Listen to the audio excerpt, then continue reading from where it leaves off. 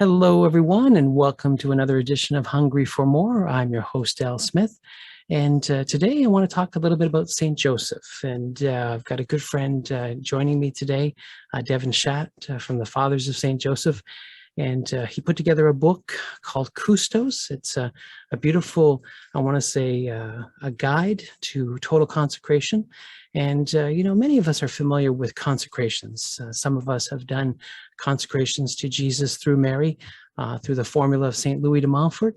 And of course, this being the year of St. Joseph, what a better way to consecrate yourself to Jesus through St. Joseph. So we're going to talk to Devin Schadt about that today. And so I'd ask you to, again, welcome to Hungry for More. My good friend, Devin, welcome to the show. Yeah, thank you for having me on, Al. Devin, I tell you, we go way back, and of course, we've had a good friendship, and we have a common love for St. Joseph. And I know for many years you've been writing about St. Joseph, and of course, giving talks at men's conferences and conferences alike. And I know you've been busy during the year of St. Joseph, but for our viewers at home who may not know you, please spend a few moments introducing yourself. Yeah, so I'm a father of 5 daughters. So I'm surrounded by women, and I've been married for 25 years. And I encountered St. Joseph and my role as a father, the vocation of fatherhood, literally in crisis. And so it was through that crisis that I was, I guess, able to reconcile with the greatness of the vocation of fatherhood, but then began to discover St. Joseph and that he has a spirituality to offer us, and that by living it, I can actually find peace, fulfillment, joy, and actually salvation through my vocation. So that in a nutshell is what I'm all about. I'm all about proclaiming and living the spirituality of St. Joseph the best I can, though I'm a fallen creature and fail miserably quite a bit. But that's the idea. That's the point of, I think, my existence on earth. Yeah. And I think for St. Joseph, I know sometimes, of course, just being raised a Catholic, St. Joseph is presented as the, unspoken hero, the man with no lines in sacred scripture, always there, but never, making a big splash. Yet, at what point do you recommend St. Joseph to young people? And it's this whole thing. I think we always try to wrestle with, we all introduce Mary to everyone and the rosary. And so, of course, lots of Marian focus. But I know, sadly, St. Joseph was never really presented in my life until I was in a pre-marriage course. But maybe we could talk a little bit about St. Joseph and how he's misplaced in the church, I think, and maybe some strategies of where we can at least bring him to a better light. Yeah, absolutely. I think obviously the eclipse, if you will, of St. Joseph and his role is very reasonable in the sense that the early church had to craft out the theology of the incarnation and in God from God, light from light, true God from true God, that consubstantial nature. So they didn't want to have any confusion on Jesus as God, the Word made flesh. So the virgin birth with Mary was to be intact. Therefore, Mary, as it was at St. Cyril, Jerusalem, is the mother of God. We need to keep all of that, Theotokos, all of that encapsulated. And so the church was very reluctant to bring St. Joseph into the picture for fear that it could confuse the pagans or could confuse the Greeks or those who maybe didn't understand all this theology. And so gradually over the centuries, though, St. Joseph is brought more and more into the picture. Ambrose and Augustine, and then, Jerome, and then on and on and on, and eventually it starts to snowball. And so by the time you get to St. Francis de Sales and St. Bernardine of Siena and these great saints, they're proclaiming things about St. Joseph built on what St. Augustine is saying. It's very profound. But the truth is, it was always there. It's like the flower that hasn't opened up yet. It's all inside. It's still the same flower, but it's got to open up. And that's like St. Joseph. He was always there. The truth about St. Joseph in the early church, always there, but it just needs to open up over time. And so I think it was very reasonable and natural that the church was slow to begin to proclaim his glory, because here's the problem. Once you say that St. Joseph is father, then okay, what kind of father? Biological? No. Okay. Well, what does that mean? Spiritual father. Well, and so that all has to be fleshed out. And St. Albert the Great and many other saints did a great job of that. So I think that that's the first thing. But we do have a problem there. Just as we look in the stained glass windows, in the art where St. Joseph is off in the shadows, he's old and he's almost dead and he's leaning on a staff, and Mary and Jesus, the light is on them, and so Joseph is an afterthought almost. And then you even look at like the movies that portray Our Lady of Fatima, take any of the movies or even the cartoons or whatever, never is St. Joseph in any of them. Ever. And so it's this eclipse of St. Joseph. And I really believe that it's purposeful. I believe that it's satanic. I believe that it's of the evil one. And particularly because St. Joseph is the embodiment of fatherhood and is an icon of God the Father. And he's the closest we're ever going to get to understanding what it means to truly be a father and how to live that vocation, because Mary wasn't a father and a husband. Jesus wasn't a biological father, nor was he a father of a family in the strict sense. And he's a bridegroom of the church, but he's not a husband in the strict sense. And so where can we men look practically to learn what it means? St. Joseph. And yet I believe that the evil one continues to eclipse his model. But it's beautiful because God makes use of that, because the silence of St. Joseph speaks profoundly about the greatness of fatherhood and actually encourages us to dive in deeper, to discover more of the riches of St. Joseph. And that's what I found by diving into the scriptures. What little is said about him, there's a gold mine there, huge, and it keeps coming out, and there's more that's revealed. Yes. And I know for myself, and many other men, we were blessed that we went to a retreat, and it was for newly married couples. And the formators there brought all the men into one room. And of course, the ladies went off to their own reflection.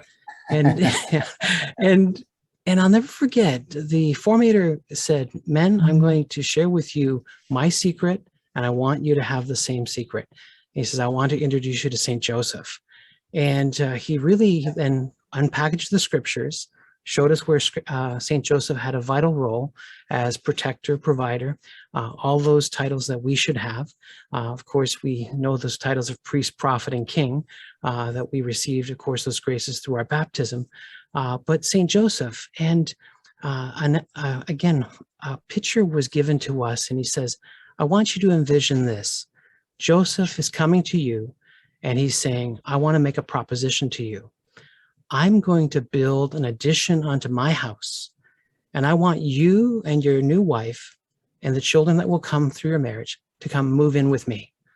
I'm going to actually give you a section of my home because I'm going to build this addition, and you're going to live under my roof and learn from me.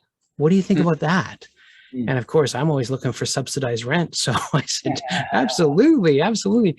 And so I bought into this, this beautiful picture of living under the house of St. Joseph, and what it would have been like to have him lead me in prayer, have him to lead by example of how he loves his wife, how he loves his son. And of course, I hopefully would, repeat and repeat his actions in my own personal life, learn from him. So again, this presentation stuck in my head, and all these years, I've been married 36 years now, and 3 adult children, 5 grandchildren. I've been sharing St. Joseph with my family, of course, just by pointing to St. Joseph, but also following his lead. And so I recommend to everyone that pretend this proposal happens to you today, and that St. Joseph is actually going to take on apprentices and, of course, bring you into his home. And I tell you, you'll be blessed. You'll be blessed. And, I am a man of trade, so I think I have this affinity to St. Joseph, but still, it was just that idea. And I wonder if you've had a similar experience, Devin, or maybe you can share yours. Well, on that, the thought came to my mind is that St. Joseph embodies a strong, tender, sacrificial spirituality. I mean, he's like, it's a simplicity. It's a strong, tender, sacrificial simplicity. And so like when we're walking with St. Joseph or learning from St. Joseph, it's strong. It's not effeminate, you know, but it's tender though. It has this ability to be compassionate and to see other people's needs. And yet it's sacrificial. It takes on the responsibility of others even, and is willing to die to help others. But then it's simple, you know, it's not complicated. It's just living out the vocation in the way that God has called us to live. But for me, early on, I remember, in fact, I was looking at a depiction, a painting we had of the flight to Egypt, in which Saint Joseph and the Holy Family, you know, they were fleeing from Herod's murderous threat. They were fleeing to Egypt. There was Mary and Jesus on the mule, the donkey, and Joseph was leading the donkey. And I remember I do this, I'm kind of weird, but I'm like, Lord, who am I in this depiction? You know, am I Mary, who gets to, you know, is awarded Jesus, gets to adore Jesus and even hold Jesus? Or am I Jesus in the loving embrace of our Blessed Mother, protected by her intercession? Or am I Joseph, the man who gets to lead, you know, my family, you know, to safety? And the words came to me, no, Devin, you're the ass, you know, and that, so for me, that halter that Joseph, you know, holds, and he guides that mule, that ass, that's me. And the halter is on me. That's his spirituality. And so he's leading me by his spirituality, which I believe is comprised of 4 basic pillars: embrace silence, embrace woman, embrace the child, embrace your charitable authority. But he leads me by the halter of that spirituality. And I carry Jesus with me. I carry Mary with me. I carry my family with me. I'm that mule that brings Jesus and Mary to the world around me. And that's my mission in life. And so what I love about St. Joseph is St. Joseph always leads us to the Blessed Mother, because he and the Blessed Mother are a unit. They are one, you know, and then through their marriage and their union of wills, as St. Augustine and St. Thomas Aquinas says, this perfect union of wills, then they lead us to Jesus. And then we come to know Jesus in a whole new way, in a very pure way, not in a legalistic, scrupulous way, in a very beautiful relational way. We come to know Jesus as our Savior, our Lord, who we worship and we reverence. So I'm the ass, and that Joseph leads, and Joseph is an expert at leading asses, you know? Yes. Yeah. He's got lots of experience, lots of experience. Yeah. So, yeah. Well, my friend, I was blessed to, of course, read your book that I'll hold up on the screen here, Custos. It's, again, I want to say a manual. It's an actual beautiful guide. It's a consecration guide. And, of course, many people have been invited to make a consecration to Jesus through St. Joseph. And again, I think when I first saw this book, I was attracted to it because I thought, you know, this idea of consecrating through Joseph to Jesus appealed to me because of my journey with Saint Joseph. And, you know, I made consecration to Jesus through Mary using the formula of St. Louis de Montfort. Many of us have done that. And of course, enrolled in the Brown Scapular. And so you think my consecration is complete. I'm consecrated to Jesus through Mary. But then I realized, no, you could do more. Why just have one half of the equation, but have the benefit of both? Yeah. And, you know, I started to realize, yeah, this makes sense, to be consecrated to Jesus through St. Joseph, almost to complete my training, to complete my consecration, to make it truly full. Because if I, again, had an addition, I moved into the addition of St. Joseph's house, and I've received the benefit of living with his wife, the Blessed Virgin Mary, and of course, his son, our Lord and Savior, Jesus Christ. It just makes sense to have both, you know, components to this consecration, that everything through Jesus, everything to Jesus through Mary and Joseph. And I think, you know, it's so important that we do that. And that's why your book, The Consecration, appealed to me so much. I thought, now I'm going to actually, you know, again, learn from a master, but again, who knows Jesus intimately, actually intimately, taught him how to pray, of course, adored our Lord. And so again, who better? So I think right away, you got my attention. So we're going to unpackage this formula together, this consecration, because again, I train apprentices. The pipe wrenches here that are beside me, they're my tools. And I have trained many men over 35 years in the trades. And so this is a great, I like to call it, this is a great field manual to help men develop some spiritual practices and to truly, again, focus on Jesus. And so let's dive in together. Again, tell us why the book and how you set it up, and again, a bit of the I understand the playing field and the rules, I guess. Absolutely. Yeah. But to speak to that point really briefly before we get really into the framework of this, why did God?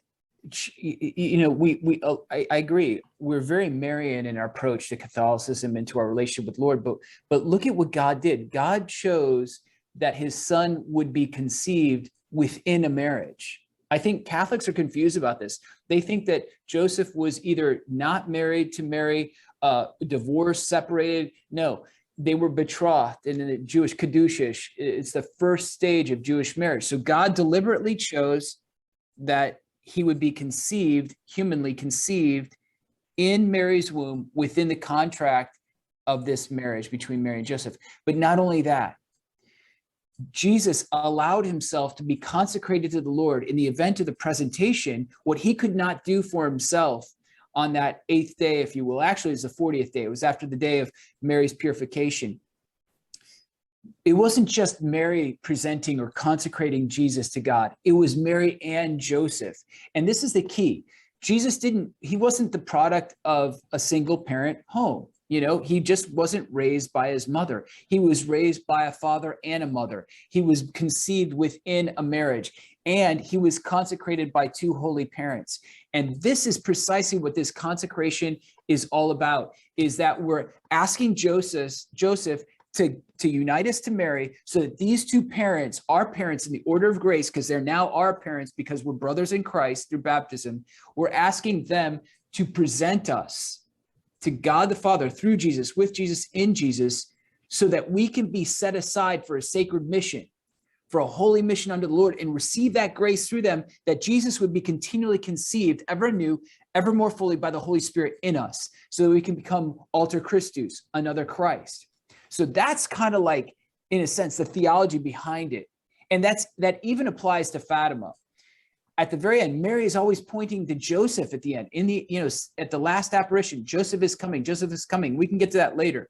But the point is, Mary is saying, I'm not enough.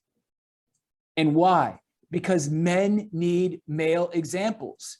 I mean, we absolutely need the Blessed Mother. And I've consecrated myself to Jesus Christ through her. I've entrusted my life to her, and she is amazing at obtaining great graces. But she's like, there's more, there's more. And that more comes through their marriage, their union of wills, if you will. So that's precisely why I developed Custos, is to give men, this is not just a book. This is a system, if you will. And it's a systematic way to approach a spirituality. So what I believe is that the Dominicans have a spirituality, Franciscans, the Norbertines, the Carmelites, they all have a rule and order to their way of life. Well, what I've noticed in my vocational need is that the church it has been slow to hold out a spirituality for fathers. You look at, there's so many great documents for women and so many great documents on Mary, but there's so few on St. Joseph and what it really means to be a father. And even the catechism itself is limited in its, evaluation or its proclamation of the vocation of fatherhood. So for me, my hope with Custos was, just like the Dominicans have that spirituality, to demonstrate that St. Joseph gives us a spirituality that we fathers can live, a rule of life, a pattern for holiness that can give us a blueprint so that we can become, by God's grace, sanctified. And so there's justification. No man can be saved without the grace of God. No merit. We cannot do it ourselves. Sanctification. There's sacramental graces, actual graces. That's all God's work. But then participation is our part with the grace that sanctifies. And that's what Custos is all about, is giving men a way to participate by not only reading a reflection every day, which is great because this chronologically, biblically takes you through the life of St. Joseph. So you're literally, like you're saying, shouldering up with St. Joseph and learning from him and how the Gospels actually speak about him. But not only that, but how they relate to our lives here and now. But then for each of the 7 stages, as you're walking with St. Joseph, you have spiritual practices associated with each of the stages so that you can basically take this spirituality into modern day age, live it, and become the man, the father, the husband, the leader that St. Joseph was and that God is calling us to be. Yes. I did this consecration with my son-in-law. And of course, I thought this would be awesome. And that, I bring to the table, 36 years of marriage. And so a lot of times you think, oh, I've worked out all of this stuff. I've done all this stuff, right? Yeah. And you'd be surprised. So how this works is that every day the man is given a reading, a reflection, which is short. And that's what I love, is that it doesn't take long. So a short reflection to ponder on. Usually, of course, we recommend that you read it in the morning and take that thought with you each day. And then you're given one spiritual practice to perform all day long. And of course, again, practice makes perfect. And a lot of these, it's like virtues is like a muscle. So you have to exercise that virtue. And you were kind enough to include in each package a list of the 33 exercises. And so we put this on the fridge. And so the children knew that Daddy was doing this, and that a lot of times it involved that. So we talk about accountability. Yeah. So this goes on the fridge. And, it's funny, I have to get my reading glasses out to read it. But, again, I got these older eyes now. But, again, just having that idea is that as simple, for example, the first day, just to make a daily morning offering. For a lot of men, they haven't practiced their prayers. Do they do, a lot of times they might do their prayer at night, just, dear Jesus, please, thank you, bless me, or whatever. But, have they made that conscious effort to make a morning offering? And this is what I think a lot of men that were doing the consecration with me were sharing, to say, you know what, I don't really have a prayer life that's got a little structure to it.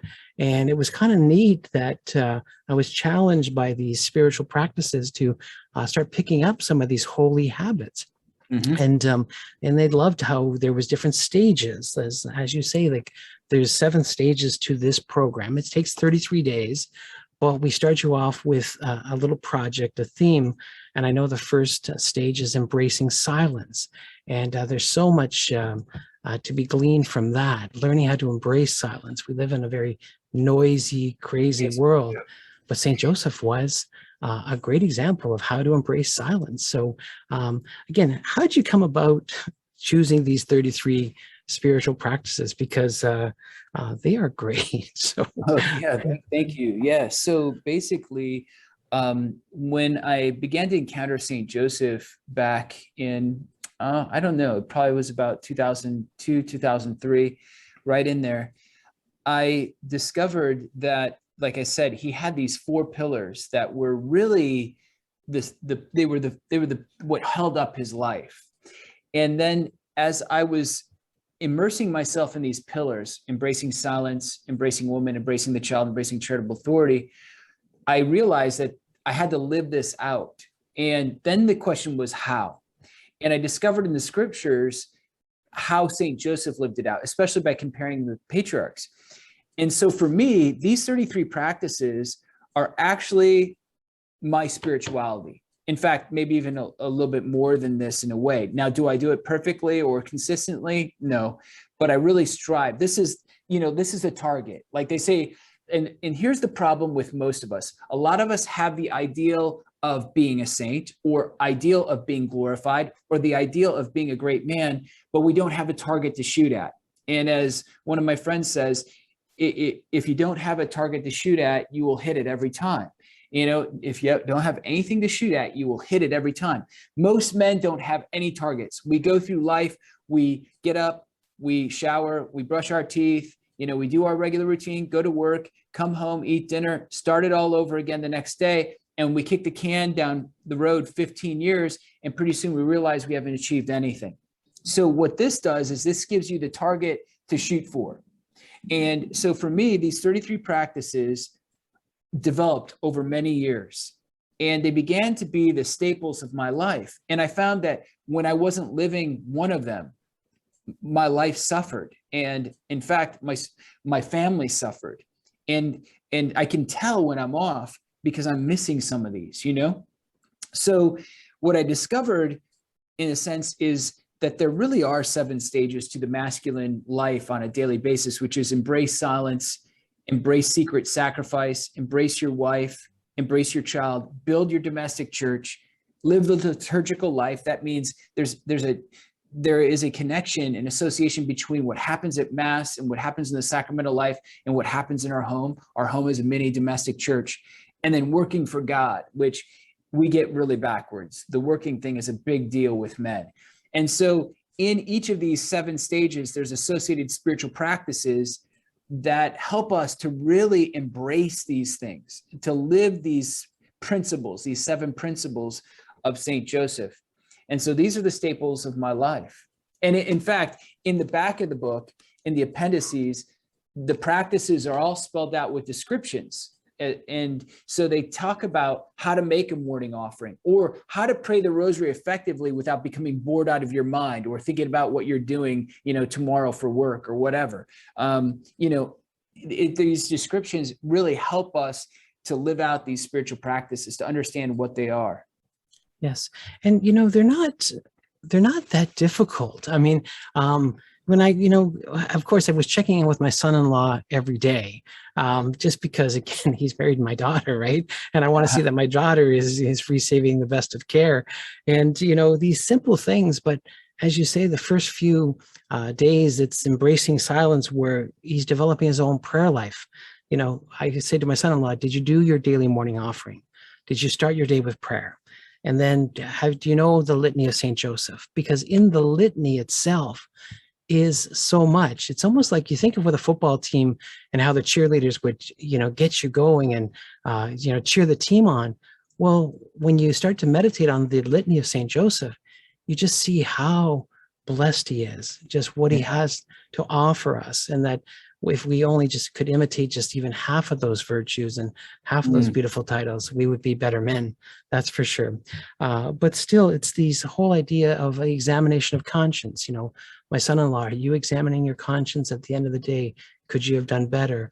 And of course, I had to apply the same to myself. But yeah. You know, but I think I was going to say though, each of these in themselves seems pretty easy and reasonable and approachable. But for me, as I compile the practices, because that's what happens each stage, the practices compile, it becomes more and more difficult, especially because what we're trying to do is build our day and our life around God rather than our life in our day or God around our life in our day, because this is what most people do.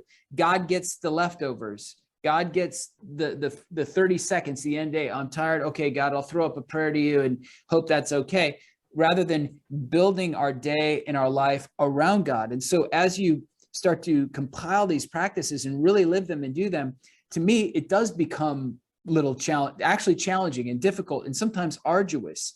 And it takes some forethought and planning, such as like a date night with your wife or a daughter date or a son, man date, whatever. I mean, these things take some forethought. And so in a sense, it does become somewhat challenging, at least for me. Yes. And I think this is the whole thing, is that we sometimes just take our wives for granted, our children for granted. I just thought if I'm just have some good behavior, my kids will like me, and everything will be fine. They'll grow up, they'll leave home. But yeah, I'm missing out on the opportunity. I'm missing out on the opportunity. And I know in my men's group, just talking to the men, they just said, wow, I took the risk. And, I went out on a little date with my daughter and got to know my daughter. I thought, because I think it's strange. I mean, it's a strange concept to think I'm going to take my daughter out on a date. Because of course, it was difficult to take our wives out on dates and all this other stuff, but to take our daughters out on dates to just show them what a real man acts like, and of course, get to know who they are and let them share. Yeah. And you want to be the man that you want her to marry. And in fact, if our daughters do not have our gaze of affection, they will look for that affection and that approval from guys that we don't approve of. And so it's very important that we are present to them we do sit across the table from them. We look them in the eyes. We tell them that they don't look beautiful in that outfit. They are beautiful. You know, we are, because the point is if the more attention, true affirmation, not BS, not flattery, that I give her, and women have radar for this, especially our children, whether or not we're just checking the box, but they become more confident and certain of who they are as daughters of God. And then they're not willing to throw those pearls before swine and to give themselves over to the lusts of men, which is extremely prevalent all over the world in the society that we live in. Women are just handing themselves out like Halloween candy for free, and to every guy who just throws a glance their way. And it's very dangerous. And so as a father, I'm just speaking to this point, it's essential that we spend time with them, essential that we physical touch, hugs, kisses, essential words of affirmation, essential that we spend quality time with them, all of that, absolutely essential. But yeah, it's a risk, because what if your daughter is upset with you, doesn't like you, you're not even be able to make eye contact at home, you still do it. And eventually you wear the barrier down. You grind that barrier down because she sees that you're in it for the long haul, that you really do love her, that you really do have her best interest, that you're not trying to control, manipulate her, that it's not about you and your image and just having a daughter who's holy, you know, you really love her for her own sake. And eventually the flower opens up. The flower opens up and she shares her beauty with her father. And it's an amazing process to go through. Yes. Yeah. So all of these 33 practices, again, and I strongly recommend that you put this up on the fridge, just so that your whole family sees this. But again, the link to St. Joseph, that as I, do these practices, St. Joseph did these before me. He did these before me. He was intentional to spend time with his wife. He was intentional in making time with his son. That's what he was. And that's, of course, was so important. And I think this is where, again, you're shouldering up to St. Joseph. Yes, these exercises can be difficult, or these practices, but if done with Joseph in mind, to know that you're not alone, that he's there to help you, to almost, like I say, shoulder up to you and say, you can do this, you can do this. There's great strength in that. And so I think that's what I try to say to everyone is, remember who your teacher is. Remember the example. And that's why the spiritual meditations are so important. Having those focus with the scriptures every day, to know that God is with you. And the word of God is very powerful. It's a two-edged sword. It's all of these things. And again, it's manageable. We're not asking anybody to spend a half hour reading, Bible passages and stuff. It's a little bite-sized piece to get your day started, to get you focused. And then of course, pray that God will see you to the end. So again, excellent idea on that. People are asking me about dates for consecration. When do I start? They always ask, well, is there a magical day to start these consecrations? Is there, you get extra graces if you do it on this day or that? But I mean, let's talk a little bit about that, because these are questions that you get all the time. And I know that there's always the church has great feasts. I mean, if you celebrate the calendar, there's so much in it. It's unbelievable. So I know with this book, Custos, I know that many people are purchasing a copy of the book to get ready for, I believe, is it the October, I'm thinking of Our Lady of Fatima and how that. So tell us a little bit about dates and time, why 33 days and all this. Yeah, please. Absolutely. So on September 10th, so the day before 9/11, September 10th, TAN Books is doing a nationwide consecration using Custos for men across the nation. And so it will end on October 13th. And October 13th is highly significant because that is the day in which Joseph appeared at Fatima. And that might not sound like a big deal, but let's just roll that back just a little bit. First of all, the first fact that we need to know is the 13th day in the scriptures is a big day. It's the day in which the devil thematically continues to raise his fist against God and say, I'm going to win. So, for example, Nicanor, who is the lead general of King Demetrius's army, wanted the Jews to hand over Judas Maccabeus, the leader of their armies, and they wouldn't. And he said, I'm going to level the precinct, this temple, and I'm going to build a temple to Dionysius or someone, I can't remember, some god. And I'm going to do this on the 13th day of the month. That's what was Nicanor. He said this. Well, sure enough, the 13th day, I think it was like 20 to 30,000 troops are assaulting Jerusalem, and Judas Maccabeus with about 2,000 men rout them. And so the day of victory that was supposed to be the devils and supposed to be the pagans end up being an incredible, miraculous victory for the Jews. Queen Esther, you got Haman, who by royal edict was going to have all the Jews exterminated from Egypt all the way to India. I think Ethiopia to India. That was King Xerxes' kingdom, all 121 provinces. All the Jews would be exterminated on the 13th day of the month.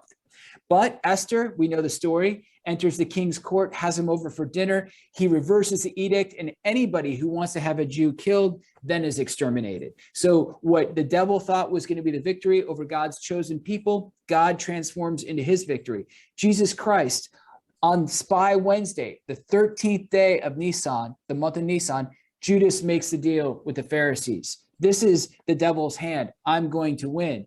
And yet, Good Friday turns into Resurrection Sunday. And so God transforms that into his victory. Now get this, 1884, Pope Leo XIII, ironically, offers this holy sacrifice of the Mass. Afterwards, he falls unconscious. Bystanders thinks he's dying. When he awakes, he recounts that he had this locution in which the devil promised that he could destroy the church and that if he had more power, 100 years. Well, that day was October 13th, 1884. Okay, October 13th, 1884. 33 years from that date to the exact date, October 13th, 1917, is the last apparition in Fatima. Okay, so that's why it's 33 days, a symbolic of the 33 years between 1884, Pope Leo's vision, in which the devil wants to destroy the church, and then Mary responds. And so somewhere about the second or third apparition in Fatima, Mary says, Joseph is coming, and I'm going to provide a miracle. Now, if I'm one of the visionaries, I'm going to say, why Joseph? We've got you, Our Lady. You're the Immaculate Conception. We don't need anyone else, really. And yet Mary is saying, I'm not enough. Joseph is coming. And St. Thomas Aquinas, he has this axiom, what is first in intention in God's mind is last in execution. So you look at the creation account. What is first in God's mind is man being created image and likeness, and then ultimately woman bearing life. And so there's a series of execution, day 1, day 2, day 3, but finally with woman and man made in God's image likeness. It's the same thing in the apparitions of Fatima. There's what's first in God's intention is last in his execution. Joseph is coming. Joseph is coming. And here's what happens. That sixth apparition, Mary appears to the three children, Lucia, Francesco, and Jacinta, and 70,000 pilgrims are there at the Cova de Iria. I mean, try to get 70,000 people to watch one of your YouTube videos, but let alone come to the Cova de Iria in Portugal. This is before social media, before all of it. And they're coming in case this miracle happens. Secular newspapers come to refute it. It's a hoax, right? Well, as the children see the Blessed Virgin Mary, she disappears. And Joseph and Jesus appear. And Joseph is holding the child Jesus. But the pilgrims see something else. The pilgrims see the sun begin to zig and zag across the sky and dart and descend upon them, so much so that they begin to scream and they begin to think that they're going to die. And some people even confess their sins aloud. I mean, how would you like that ride home with your wife after surviving? But so they're confessing their sins aloud. And just at the moment when it seems that all is going to be destroyed, the visionaries see that Jesus and Joseph simultaneously, the two of them bless the world, and the sun returns to its original place in the sky. And then Mary appears with Joseph and Jesus. So what's the message? The message of Fatima is, in the end, my Immaculate Heart will triumph. How? When fatherhood is restored in the image and likeness of Saint Joseph, when fathers like Saint Joseph with their children are able to bless the world so that they can be a holy family like the Holy Family. And so Mary is saying, I'm not enough. We need fatherhood. We need Saint Joseph. And Saint Joseph is the key for our times, especially with neo-Marxism, Black Lives Matter, Antifa, and all these anti-fatherhood movements, you know, and transgenderism and homosexual so-called marriage. All these are anti-fatherhood movements. And what John Paul II says is profound. He said, this is the key to interpreting reality. Original sin attempts to abolish fatherhood. The original sin that was committed by our first parents was an attempt by Satan to abolish fatherhood. God can't be trusted. He's not your father. He's not benevolent. He's holding something out on you. He is not going to glorify you. He is not going to share his glory with you. That's the devil. And yet Mary is saying, turn to Joseph, and you will see a benevolent human father who is an icon of God the Father, and that's who you are to become, to and make your family, your marriages and your families holy. This is the recipe for the resurrection of the church. This is the recipe for the conversion of the nations, is fathers, lead your families in the love and the image of God the Father. Love them and become Christ to your family. This is it. But we know by the stats, when the father is absent, the family falters. It ends up in division and divorce and separation. We know that from that comes poverty and a lack of education. We also know that that comes indulgence and slothfulness and every immoral action possible. We know that the father is the anchor. Society goes by the family, and the family goes by the father. So if we want to change the world, we fathers, we need to change in the image of St. Joseph. So that's why the 13th day, that's why October 13th is so essential, because it's a day of victory. Malachi chapter 4, verse 6, the prophet says, in the end, before that great and terrible day, this is God speaking through the prophet Malachi, I will turn the hearts of fathers toward their children and the hearts of children toward their fathers, lest I come and strike the land with a curse. At Fatima, it appeared that the land was going to be struck with a curse. The sun was descending down upon them. Everybody's sopping wet from rain. Suddenly, after the miracle, everybody's bone dry. The secular newspapers recount it as a real deal miracle. But here's the deal. What's going on? Fathers, turn your gaze and affection and love toward your children, so that your children will turn their gaze and affection of love toward you, trusting you. But ultimately, because of this, they will trust God the Father. You will inculcate trust and faith in God the Father through Jesus Christ by means of your iconic fatherhood. This is God's game plan. And it's so much so that it's the first apparition in the New Testament to Zechariah. The same exact words. Zechariah says, and basically the angel to Zechariah, he will turn the hearts of fathers toward their children and the hearts of children toward their fathers, so that the incredulous, the doubting, will come to discover the wisdom of the just. And who is the just man? Saint Joseph. So this is fantastic. This is incredible stuff. Yes, and that's why it's so important. I think you've chosen these dates of September the 10th to October the 13th. And what a great feeling I think fathers will have if they take up the challenge and make this consecration during those 33 days. I know I was blessed. Of course, my son-in-law was blessed. And again, we're still living out that consecration. This is not a one and done consecration, not at all. And I say that this is not one and done.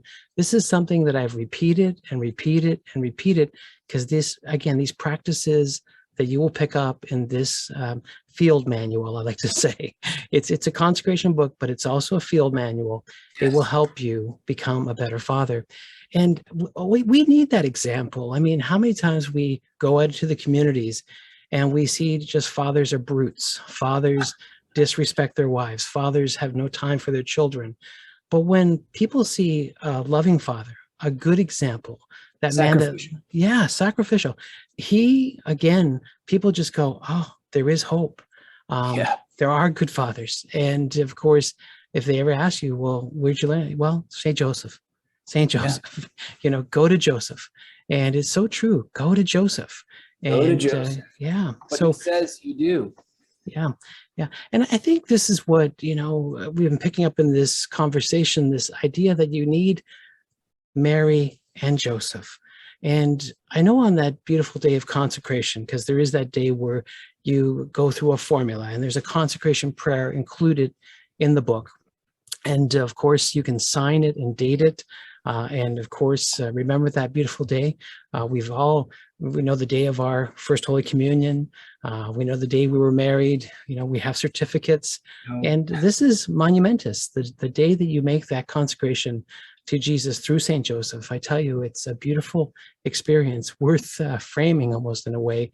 And of course, praying the consecration every day to just truly, again, make that intention to say, I want Jesus through Mary and Joseph. And, it's almost like you'll hear that your training is now complete.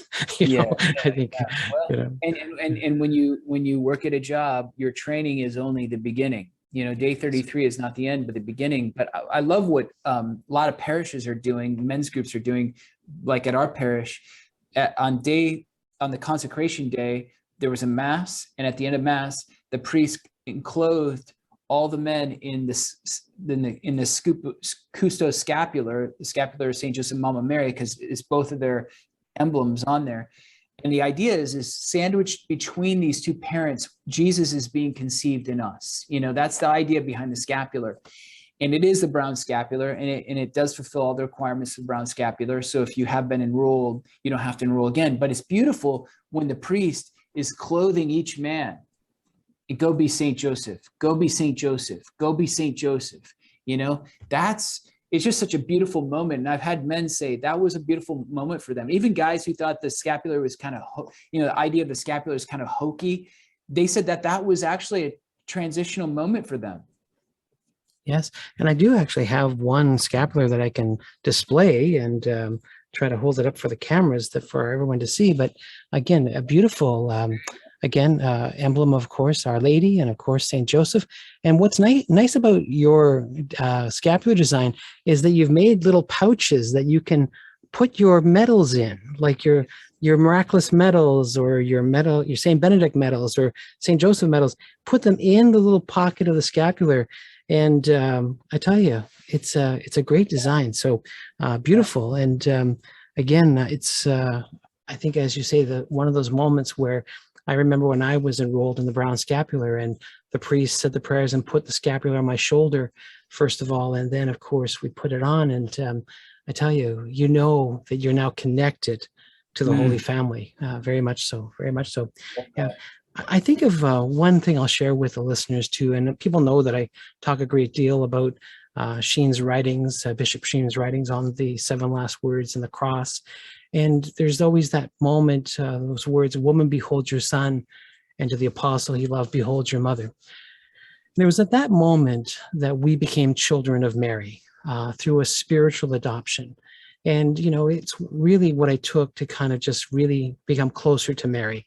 Jesus was giving me as a gift, his mother. And, I truly treasure that gift.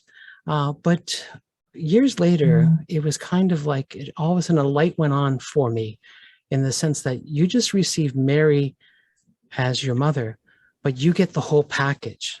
Jesus becomes your brother when you're spiritually adopted, and Mary becomes your mother. Jesus becomes your brother, but you also now take on her husband as your foster father. Just as he was the foster father of Jesus, he's now my foster father. And so at the foot of the cross, I was given Mary, as my mother, and Jesus is my brother, but St. Joseph became my father. And I was missing that. Until the light went on a couple of years ago. And I'm glad it did. Because again, we became children of Mary, but also sons of St. Joseph on that day at the foot of the cross. So anyway, theology according to me, but again, it's more through Sheen. But again, I want people to embrace, yes, St. Joseph is your foster father. He can become your father. And I like that title, Sons of St. Joseph, but I also like the title Fathers of St. Joseph, because that's, of course, the name of the organization that you're attached to. Many times is they always know you as Devin from the Fathers of St. Joseph, and we are to become like fathers like St. Joseph. And I know that this consecration book will help many men become better fathers. And so, Devin, I know that there's this book we've been talking about, and of course, we'll hold it up on the screen one more time, Custos, and available through TAN Books. But you've written other books that are, of course, very popular coming out. I don't know if there's anything you want to share, because these are great resources, everything that you've been producing over the years. Yeah. So, I mean, I've written a number of books on fatherhood and St. Joseph. But one of the ones that I'm excited about that's going to be TAN's putting out this fall is called The Meaning and Mystery of Man. And basically, it's an uncompromising Christian understanding of the role of man as both patriarch and husband's headship, the husband's headship. And so what it is, it's a biblical analysis comparing the old Adam with the new Adam, but the hinge in between is St. Joseph. And in a sense, this thing kind of blows up the scriptures to show all these corollaries or these typological connections between the three, but how we're called to live out our headship in our patriarchy, which is a curse word these days, in the way that God has called us to, in the way St. Joseph. So I'm actually really excited about this. This is one of my favorite works, and it's a deep work, but it's accessible. And I'm excited about that. But also, if you're looking for, more information on these things, I do have a fairly new YouTube channel podcast called The Catholic Father with Devin Schadt. And there you can get quick little 10-minute videos on any of these topics. Yeah. And I think that's what we like, quick 10-minute videos. Yeah. I know we've gone on for quite some time here, but this has been a very important topic, because it's the future of the family depends on fathers taking their position and becoming the fathers that God has called them to be, of course, under the holy examples of good Saint Joseph. And so, Devin, we will put all of the links in the show notes below, how people can get in contact with you, and of course, order the book if they haven't got one already. And again, I know you get the question all the time, is this just for men? Is this consecration just for fathers or young men? How do you answer that question? Because I know someone in the chat has asked me that question. But yeah, I think, yeah, politically incorrect. It is for men, and you see, and this is the thing, the church has experienced, it has undergone an effemination, if that's even a word, the process of it becoming softer and more comfortable. And our leadership is comprised, not the priests, I'm talking about religious leaders and catechists, like 90% women. And so men have kind of fallen by the wayside. They do feel that church is not for them, that they're not needed, that it's not a masculine journey at all. And so Custos is strictly for men. Now, a woman could pick it up and learn a lot. There's no doubt. In fact, a woman could do some of the spiritual practices, but it's not written for her or to her. It's written for her husband or for her father or for her son. And it's meant to, help to open them up to the graces that St. Joseph can obtain for them to become the saints that they're called and destined to be. So I'm going to be totally politically incorrect and say it's for men. Hey, there's nothing wrong with that.